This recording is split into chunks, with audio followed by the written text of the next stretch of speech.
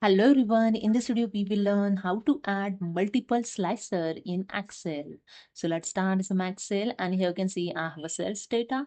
So to add the slicer first convert this data in table, simply select inside the cell and you can use here the shortcut key Control T, convert this data in table, and you can see the one small dialog box is open to create table. Your range is automatically selected. After that, click on OK to convert this data in table.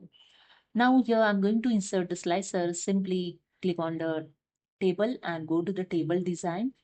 In tools group, click on the insert slicer and here you can see the all column list showing here in slicer. So select the slicer. So I want slicer as a product wise, category wise, total price. Okay.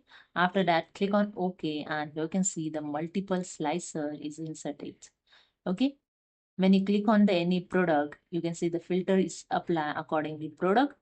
And again, I remove this, clear these filters, and I select the any categories. You can see categories wise filter here applies.